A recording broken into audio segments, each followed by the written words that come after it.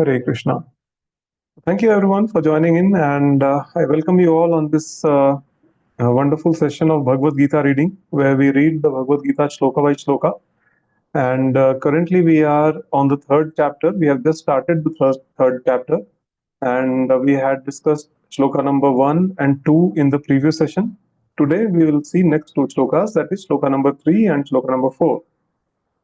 So, without further delay, let's begin the session. I would like to start the session by chanting some pranam mantras.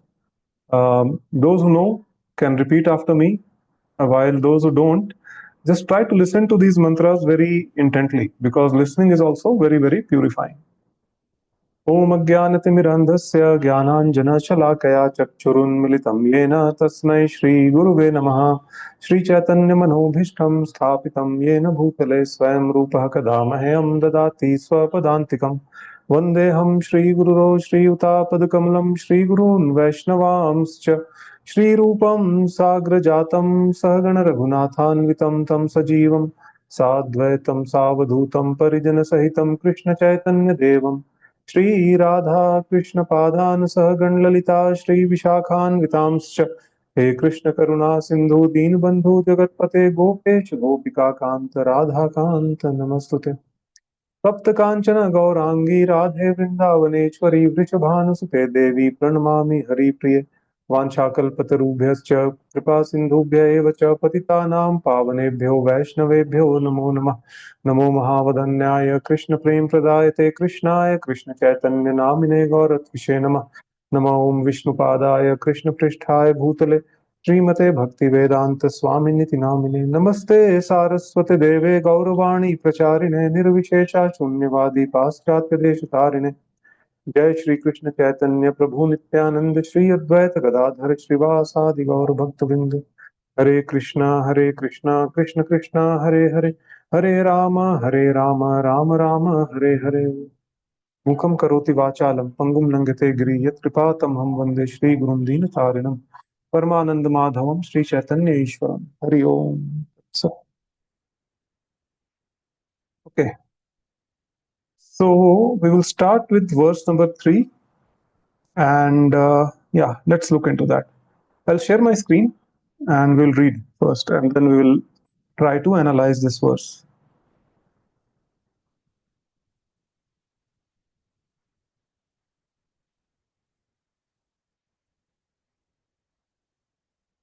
Okay, so this is the verse number 3 of the third chapter of the Bhagavad Gita.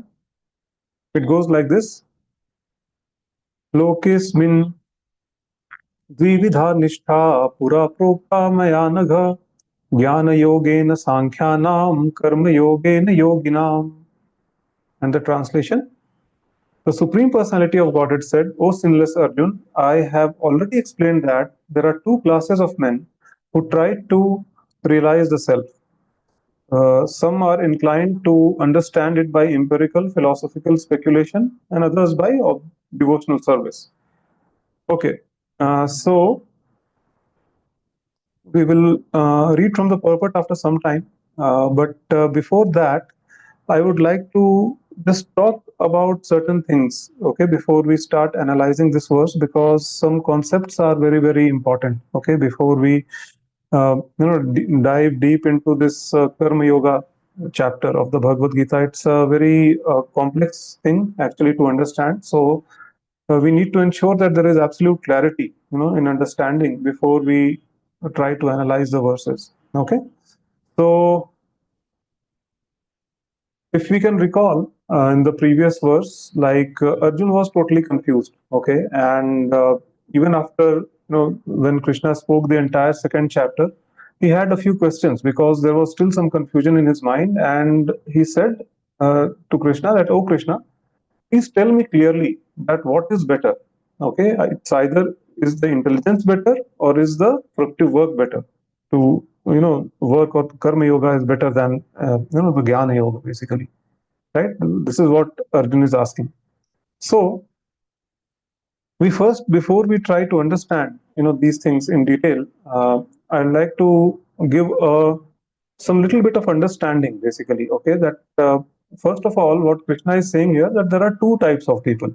Okay, One who realize the self through empirical philosophical speculation. Basically, by certain experimental methods, they try to deduce or come to a certain conclusion. Okay, philosophical people, or by empirical calculations, they try to understand uh, this about this entire spirituality, or try to realize the self through this understanding. Okay, second class of men are those who try to realize the self through devotional service or bhakti yoga, which is sometimes also known as karma yoga or buddhi yoga also. Okay, now this can be very confusing, that what I'm saying, karma yoga, buddhi yoga, bhakti yoga, what is all this? Okay, devotional service, I mean, there are too many jargons basically which is being used here in this particular chapter.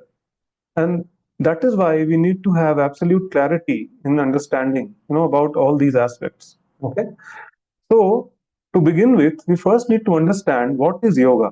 Okay, so yoga means to connect with the supreme, and yoga has different levels basically. Okay, it's like a ladder basically, and one has to climb the ladder one by one at different levels. Okay, so one has to climb this ladder, and Arjun was confused basically. Why? Because his understanding was that the path of intelligence or jnana is different from the path of fructive action or karma. Okay, and he was under an impression that these are two separate paths which lead to two different destinations. Okay, and that is why, out of this confusion, he put forward this question to Krishna, that, oh Krishna, clearly tell me that which one is better. Is intelligence better, or is the fructive action better? Okay, is jnana yoga better, or is the karma yoga better? Okay, this is what he was asking. Okay, so the reason why uh, he was confused, because his understanding was not right. Okay, he was under an impression that these are two separate paths. Okay, he didn't know that both this Gyan Yoga and Karma Yoga are basically part of the same yoga ladder. Okay, the lowermost part is the Karma Yoga. Okay, or basically what we call it as the Nishkam Karma Yoga. Okay, and this is the very first step of the yoga ladder, and after that comes the Jnana Yoga. Okay, so for Jnana Yoga, one very important prerequisite is that one has to be purification. One that there has to be a purification in the heart. Okay, the purification of heart is absolutely necessary for that. Okay, only a person who is pure at heart can reach the level of Jnana Yoga. Okay, and that is the reason why Krishna is actually calling Arjun as Anagha here in this particular verse. Why? Anagha means, oh sinless one. Okay, that means the level of knowledge which Krishna was imparting to Arjun, right? It's at a very, very high level, and it's not possible for sinful people to understand this kind of a knowledge. Okay, so Krishna is clarifying here that Arjun is sinless, and therefore he is the right candidate to accept this kind of a knowledge from Krishna. Okay, so the prerequisite for Jnana Yoga is to purify one's heart. The purification of heart is absolutely necessary in case of Jnana Yoga. Okay, and the level of Gyan Yoga basically can be reached only when the person gets purified by practicing Karma Yoga. Okay, so as I had mentioned, that these are two different levels of the same yoga ladder. Okay, so first one has to practice Karma Yoga. By practicing Karma Yoga, the purification of heart takes place. And once the purification of heart takes place, automatically the Gyan or the knowledge is revealed to the person, the practitioner, basically. Okay, so this karma yoga or nishkam karma yoga, what is that? That means the person will be working, but that person will be totally unattached to the results or the fruits of that action. Okay, so that means they offer the fruit to the supreme personality of Godhead. In this case, Krishna, basically. Okay, the supreme personality of Godhead is Krishna, so they offer the results to him. So Nishkam Karma Yoga is basically like I will work as if everything depends upon me. Okay, but when it comes to the results or when it comes to the fruits of my actions, I'll simply offer it to Krishna, saying that I didn't do anything. It was because of Krishna's mercy that I was able to do this. Okay, this kind of a attitude is required. That desire to enjoy the food. That okay, if I have done something, great, then okay, people around me should appreciate me for that. I should, get some rewards and accolades for, what I'm doing. That kind of mentality should not be there. Okay, that is the contamination of the heart which we are talking about. Okay, we have to get rid of this contamination. We have to, purify our hearts. Then and only then we will be eligible to get that intelligence or jnana yoga, or we will move up to the next level in the yoga ladder. Okay, so this is all about the Nishkam Karma Yoga. Okay, and when a person practices Nishkam Karma Yoga over a period of time, okay, automatically Gyan is revealed to him from within. Okay, Dadami Buddhi Yogam Tam Yena Mamu Payantite. Okay, so in this way, a person, from Karma Yoga gradually progresses to Jnana Yoga, and this is the process by which we progress up the yoga ladder. Okay, and the Bhakti Yoga or the Buddhi Yoga, sometimes it is also called as Buddhi Yoga, is basically even higher than these two. It's the highest form of the yoga practice, which one can practice. Okay, which one can perform. So we will see how Srila Prabhupada explains, connects all these three in the purport, basically, right? Now, one thing that Srila Prabhupada has done, in this particular, the purport of this particular verse, is that he has done us a big, big favor. Okay, that in the purports he has right away mentioned Bhakti Yoga. Why? Because we will see eventually that how it is difficult for us to practice Karma Yoga or Jnana Yoga in this particular age. Okay. So, because if we get into this all Jnana Yoga and Karma Yoga thing, okay, we will be utterly confused. We will be totally confused because these topics are very, very vast and very, very deep. Okay, it's not possible for fallen souls like us to comprehend such kind of a knowledge. Okay, so Srila Prabhupada, out of his causeless mercy, what he has done is that he has made it very easy for us, right? So he straight away talks about Bhakti Yoga, okay, which is much simpler to perform, and it's very practical to perform in this age of Kali Yuga.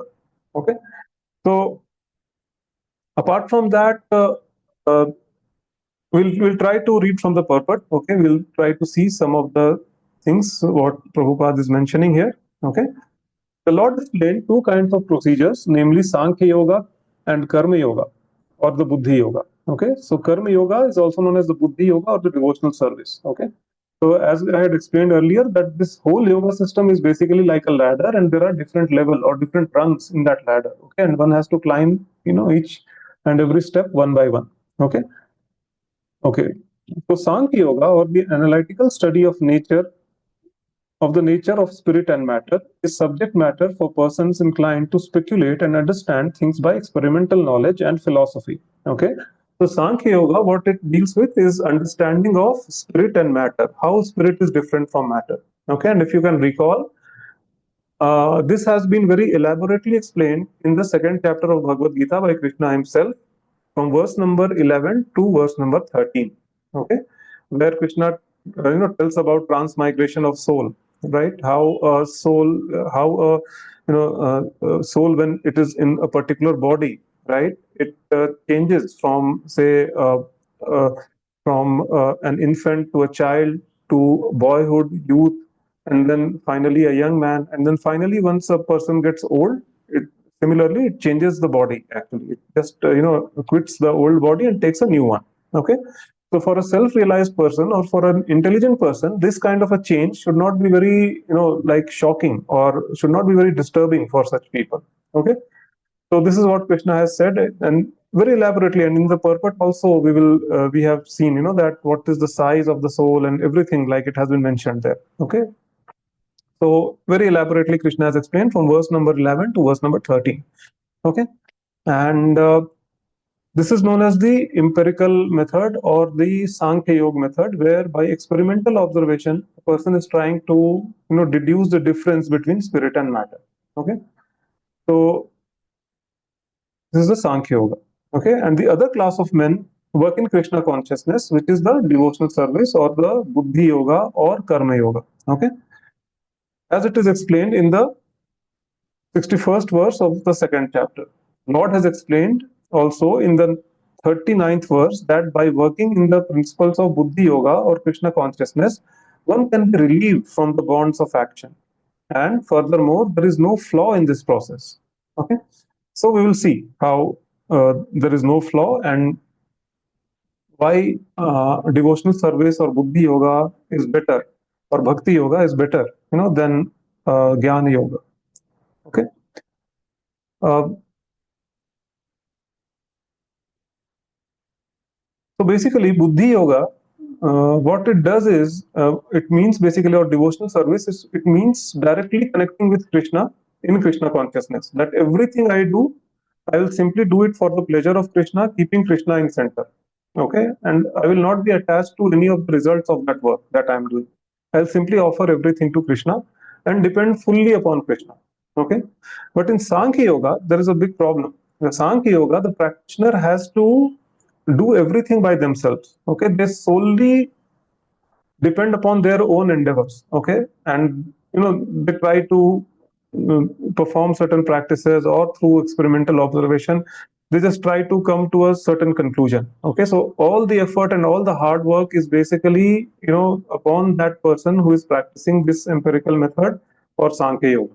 Okay, but Bhakti yogis, on the other hand, they are completely dependent on Krishna. Okay, they are the devotees actually. Okay, so they totally surrender themselves to Krishna, and Krishna himself takes care of their life. Okay, he takes a charge of their lives actually. Okay, so Bhakti yogis say, I'll endeavor, but my endeavor is not based on my strength, but it is based on the strength of Krishna. Okay, so you see the kind of surrender the Bhakti yogis or the devotees have towards Krishna. And one most important aspect of Bhakti Yoga is the success, which comes along with it. Success is actually guaranteed in the Bhakti Yoga, okay, which is not the case in the Jnana Yoga. Why? Because if a person is just, drawing philosophical speculations and he's not a devotee of Krishna, right? Then what happens that there is every chance that he or she may fall down from that position, okay? Because once you get the intelligence, there's there are high chances that one can be very proud of that. Okay, or maybe out of that pride they start performing certain actions which are against the scriptural injunctions. Okay, and in that way what happens, they fall down from that position, and the biggest problem in that scenario is that uh, one, that you will have to take birth again. That obviously is a big scenario. And second, the even worse thing is that they may not get a human body in the next life. Okay, they may fall down to the lower species of life.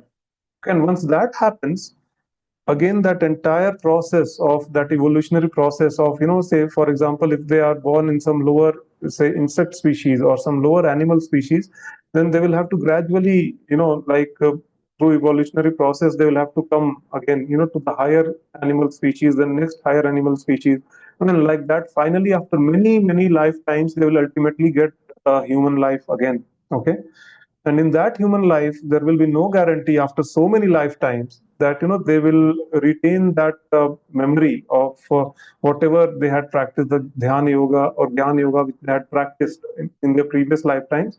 It will remain with them. Okay, so it is quite likely that the person will be again illusioned by Maya, and then this cycle will go on. This vicious cycle will go on, on and on for, I don't know for how many, many several lifetimes. Okay, so it's a very complex process. Okay, and one has to be very very careful about this.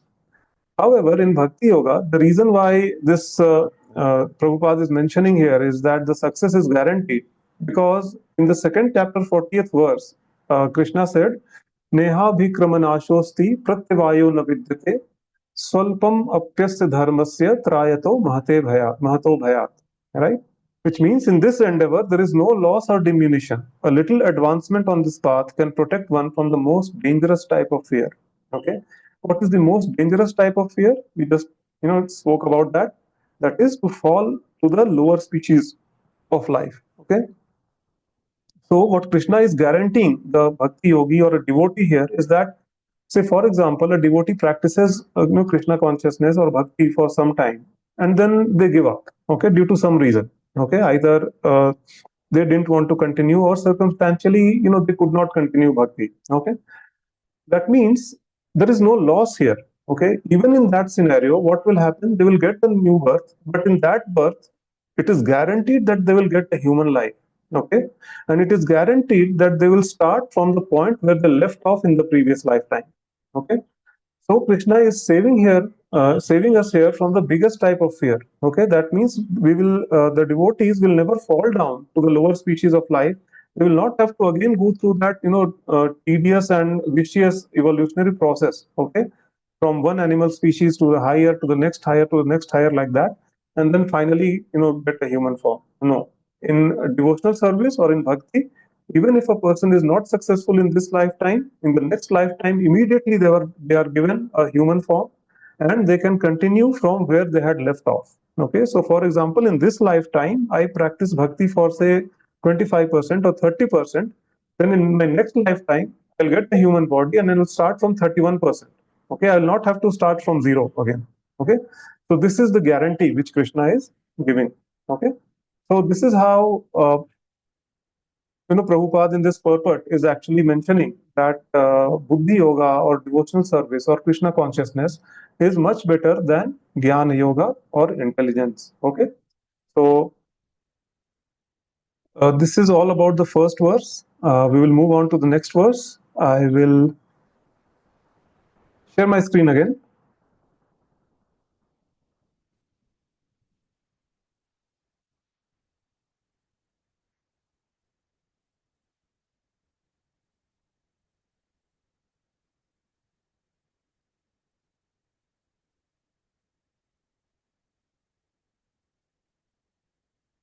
Rather, I would like to read a few lines from the purport also, which is Prabhupada has explained it really nicely. Okay,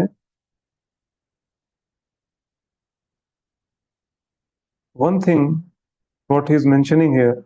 Therefore, both the yogas are independent as religion and philosophy. Religion without philosophy is sentiment or sometimes fanaticism, while philosophy without religion is mental speculation. The ultimate goal is Krishna because the philosophers who are also sincerely searching after absolute truth come in end to Krishna consciousness. Okay, this is also stated in the Bhagavad Gita. The whole process is to understand the real position of self in relation to the super self. The indirect process is philosophical speculation, okay, by which gradually one may come to the point of Krishna consciousness, and the other process is directly connecting everything with Krishna in Krishna consciousness. Okay. Of the two, the path of Krishna consciousness is better because it does not depend on purifying the senses by philosophical process. Okay, Krishna consciousness itself is purifying process, and by direct method of devotional service, it is simultaneously easy and sublime. Okay, very nicely explained by Srila Prabhupada. We'll move on to the next verse. Okay, it goes like this: Na karmana, na karmanam, narambha nashkarmya purushošnute, na cha sannyasanadev siddhim samadhigacchati.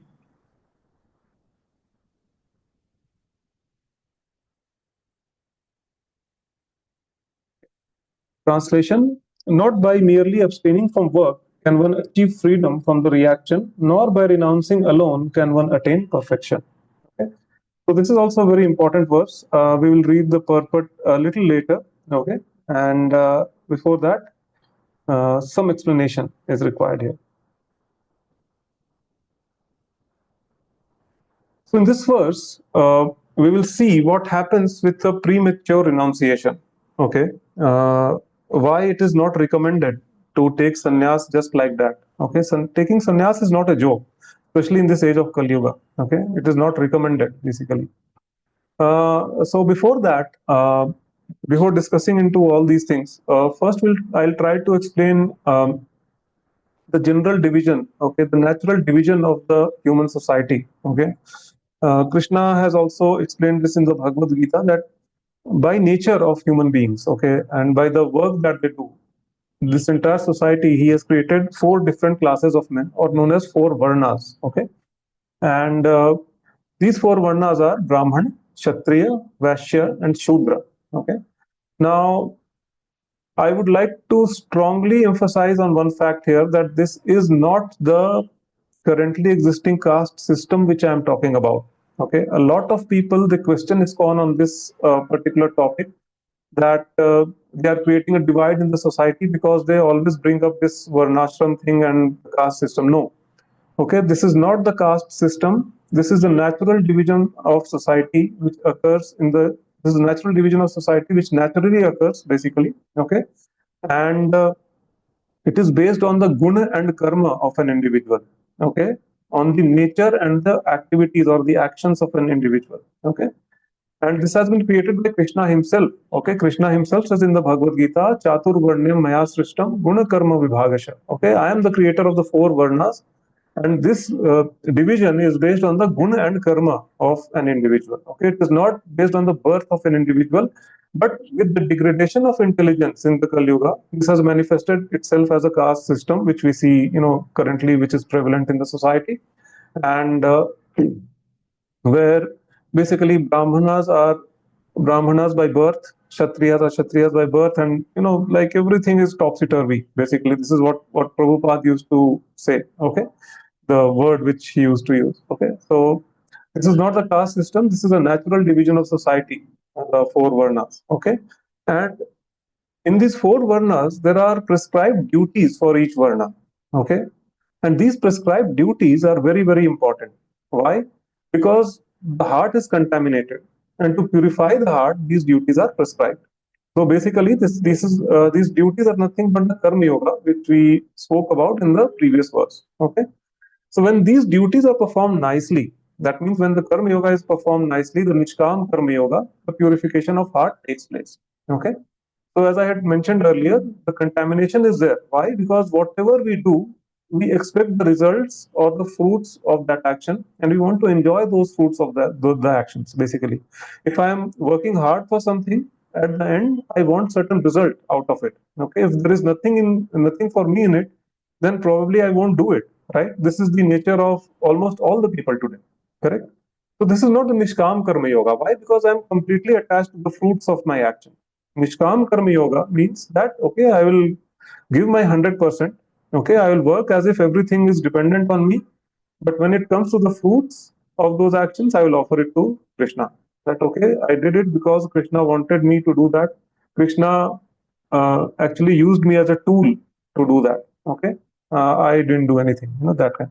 And this is the most difficult thing to actually comprehend. Okay, that whatever actions you are performing, you are actually not the doer of those actions. Okay, it takes years, like or sometimes even decades, to come to this kind of a realization. Okay, but yes, these are the prescribed duties which have been prescribed for these four varnas, and these prescribed duties are very, very important. Okay, and once these duties are carried out very nicely, purification of heart takes place. Okay, that means slowly you are uh, unattached to the fruits of your actions. Okay, and thus purification of the heart takes place. Okay, and after purification of the heart, the person is elevated to the next level, which is the jnana yoga. Okay, the intelligence. Okay, at this stage, the person will realize the difference between body and soul. Okay, so these kind of knowledge is automatically revealed. Once the heart is purified after carrying out the karma yoga, person is elevated to the jnana yoga, and from within this intelligence is actually revealed. Okay, so uh, uh, this means that only when one is completely purified by work, okay, then and only then a person is eligible to give up the work, or he is eligible to renounce, okay, or he is eligible to take sannyas. Until unless the heart is purified, that eligibility itself is not there, to take sannyas. Okay, so one should never ever think of taking up sannyas if our hearts are not purified, if we have not attained that Nishkam Karma Yoga level platform. Until unless we have completely given up attachment to the fruits of our actions. Okay, we are not attached to any material things whatsoever.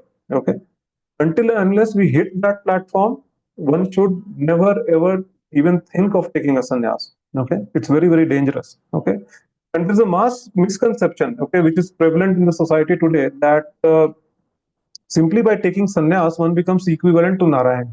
Okay, so one should not fall for this kind of bogus philosophies. Okay, this is a entirely bogus concept. At no point in time, a living entity can be greater than or equal to Krishna or Narayan. Okay, this has to be very, very clear in the minds of all the people, okay, who are watching this or who are reading the Bhagavad Gita. Okay, at no point in time we can become equal to or greater than Narayan, okay, or Krishna, because Narayan is infinite and we are infinitesimal. Okay, we are very very small. Narayan is an ocean, and we are one small drop in that ocean. Okay, so how can a small drop be equal to a big ocean? Right? It's not possible. Okay, so one should not fall for such bogus philosophies, and one should be very clear that without purification of heart, if one takes sannyas, such person will only cause havoc in the society. This is what Srila Prabhupada is mentioning in his purport also. Okay, so externally one might be dressed very nicely in saffron robes and like wearing a nice tilak and everything, right? And he may pose himself as a sannyasi, okay, but internally they'll be completely attached to the material things, okay, the fruits of the actions, okay. And this is very dangerous. Why? Because once they will be attached to the material things and the fruits of the actions, then externally they might be posing as a sannyasi, but internally they will be carrying out such kind of what to say, actions, basically abominable actions, materialistic actions, okay. Even if not physically they might not be carrying out, but on mental platform they might be meditating on sense objects actually, okay. And this is the reason why we see so many bogus sannyasis these days. Okay, they just uh, wear a nice, what to say, and a nice sannyas attire, and they just pose themselves as a sannyasis. But there are a lot of what to say, duplicit people out there. Okay, so one has to be very very careful. So the sannyas is not recommended in this age of Kali Yuga. Okay. And one thing which I would like to say here, that in Kali Yuga, actually Karma Yoga is also very difficult. Okay, we saw that there are four varnas. For each varna, there is a prescribed duty. Okay, and one has to perform this prescribed duty, and this prescribed duties are nothing but Karma Yoga. Because once the prescribed duties are performed very nicely, the purification of heart takes place.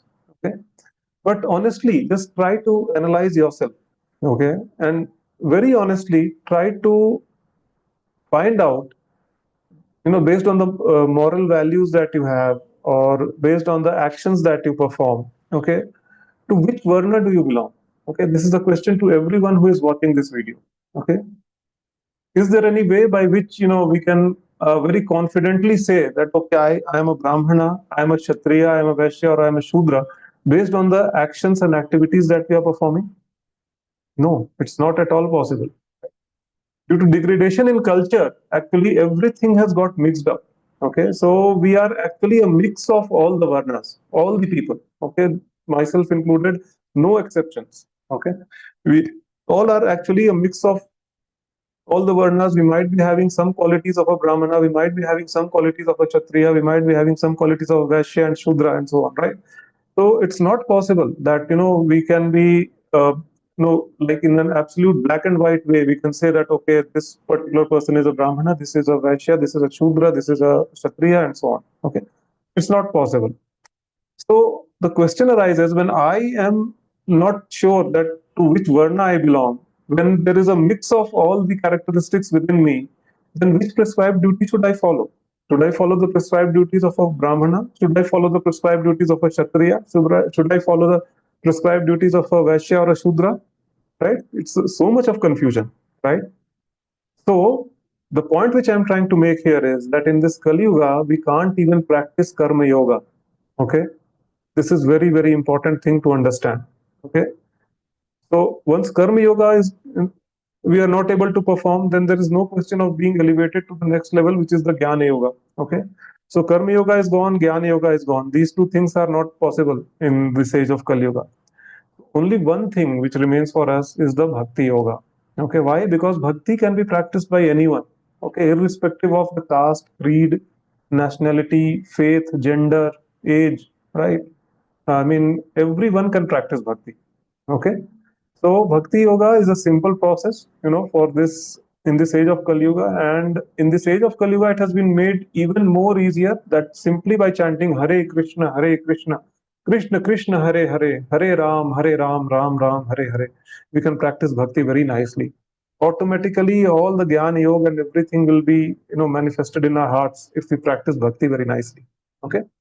So on that note, we will come to the purport of Srila Prabhupada. We'll read from the purport and then we can end this session. Okay. So I'll be sharing my screen again.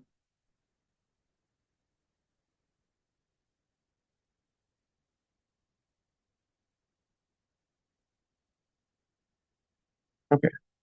So what Prabhupada is saying here is that the renounced order of life can be accepted when one has been purified by the discharge of prescribed form of duties which are laid down just to purify the hearts of materialistic men. Without purification, one cannot attain success by abruptly adopting the fourth order of life, that is sannyas. Okay? According to the empirical philosophers, simply by adopting sannyas or retiring from destructive activities, at once one at once becomes as good as Narayan. But Lord Krishna does not approve of this principle. Without purification of heart, sannyas is simply a disturbance to the social order. Okay, very important point to note here. On the other hand, if someone takes to the transcendental service of the Lord, even without discharging the prescribed duties, whatever he may be able to advance in the cause is accepted by the Lord. Okay, that means even if we, as I had mentioned earlier, that in this age of Kali Yuga, when I am a mix of all the four varnas, okay, then what is the prescribed duty for me? Okay, I cannot perform any of the prescribed duties. Why? Because I am not a Brahmana. I cannot be categorized as a Vaishya. I cannot be categorized as a Kshatriya or a Shudra. Right? So, what is the prescribed duty left for me? But here, Prabhupada very nicely clarifies that even without discharging his prescribed duties, whatever he may be able to advance in the cause is simply accepted by the Lord. So this particular statement is actually for us, okay, for the fallen souls like us, for the souls of Kali Yuga, okay. That in Kali Yuga, Srila Prabhupada used to say everything is topsy-turvy, okay, everything has got mixed up because of the degradation of culture that has taken place, okay. So we cannot practice the Karma Yoga, we cannot practice the Jnana Yoga. Okay, so only thing which is left for us is the Bhakti Yoga, and it is clearly mentioned here that if one practices Bhakti very nicely, it is accepted by the Lord. Okay, Swalpam apya dharmasya trayate mahato bhayat. Okay, this is what we discussed in the previous verse. Okay, it saves us from the most dangerous type of fear, which is to glide down into the lower species of life. Okay, if one practices bhakti, even if such a person leaves bhakti in between, okay, or if they are not successful in this lifetime, immediately they are given human body in the next life, and they can practice bhakti from the point where they left off. Okay, this is the guarantee which Krishna is giving us. Okay, even a slight performance of such a principle enables one to overcome great difficulties. Okay, so this is about the verse number 3 and 4. I hope I try to clarify it as much as possible or based on what my understanding is. And if there are any questions, please feel free to ask them. Try to post those questions in the comment sections below. Okay. And there is also another option that you can join our WhatsApp group. Okay. We have our WhatsApp group where you can directly post your questions there and I'll try to answer them as soon as possible. Okay. So thank you so much for joining in. We will try to meet again next week. Till then, thank you so much. Hare Krishna.